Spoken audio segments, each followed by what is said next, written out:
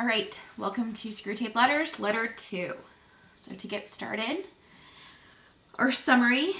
So the patient has become a Christian. So Wormwood's task to get him to hell is temporarily, right, at least slipping away.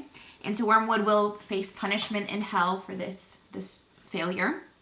But Screwtape tells him not all is lost. There's many things he can do to make the best of the situation. He outlines what I would say are 3 major tactics to proceed. Number 1, to work on the habits of the patient. So as I've said before in class, when we face a conversion, right, we have this great experience or this encounter with God, we turn back to him, but all of our habits are still those old habits. So when we change, when we receive grace, when we receive sacraments, there is real change in our soul, but our bodily habits of mind and body are going to be the same.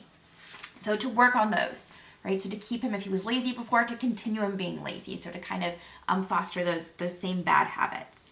Secondly, to keep his attention on the defects of the earthly church. So I thought this was really interesting. He draws this, Screwtape himself draws this parallel between these 2 different views of church. So the first one, as shown by our top picture in this presentation, is the spiritual reality of the church. And it's very interesting here that he talks about. He says, "Do not misunderstand me. I do not mean the church as we see her spread out through all time and space and rooted in eternity, terrible as an army with banners. That, I confess, is a spectacle which makes our boldest tempters uneasy. But fortunately, it is quite invisible to these humans." So we don't see the church as she is, right? The church is this entity that is in heaven and on earth and in purgatory, all the souls of the faithful. And right now, we can't see that. Those of us on earth, we're not able to see all of the souls in heaven, all the saints who've gone before us, all of our loved ones who are now in heaven, and all the souls in purgatory who've died in friendship with God and need that last purification. So the devils can see that, and that terrifies them. But we as humans, we can't see that. When we think of church, we probably think of more of the second picture. It's actually a picture of St. Patrick Cathedral in downtown Fort Worth on this St. Patrick's Day. And when we see or we think about the church, we think about just the earthly structure and the earthly people. So the devil is telling us, Screwtape is telling Wormwood to keep the patient's focus on this earthly church and not let him think about this heavenly church.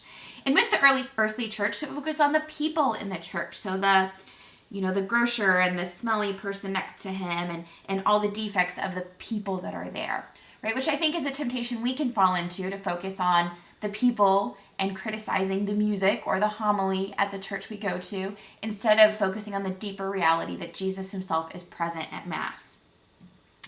The third tactic is to work on the disappointment or anticlimax, which is certainly coming to the patient during his first few weeks as a churchman.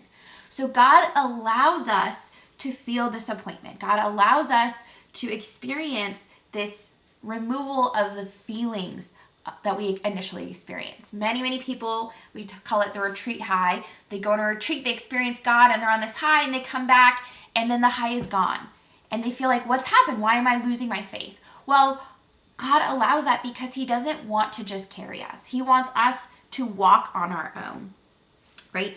It says, the enemy takes this risk because he has a curious fantasy of making all these disgusting little human vermin into what he calls free lovers and servants. Sons is the word he uses, with that inveterate love of degrading the whole spiritual world by unnatural liaisons with 2-legged animals. So Screwtape here is telling us that God wants us to love him, and we've talked about how love is willing the good of another. It's a free choice of gift. If you make someone love you, that's not love. So God removes these emotional ties in order that we might get through the initial dryness, that we actually choose to love him. He's not going to make us love him. Now, it's interesting, he says, if they get through this, they're much less dependent on emotion and therefore much harder to tempt. So if we can persevere in trusting God and going to Mass even when it's hard and praying even when we don't feel like he's there listening, that makes us actually stronger and less susceptible to temptation, right? So he says to keep him in this state of mind, to focus on these negative things about the so-called church, to keep him from true prayer, that he can ultimately get this patient for hell. So really interesting letter. If you have any questions, please post them, and please respond to the question that I post on Google Classroom.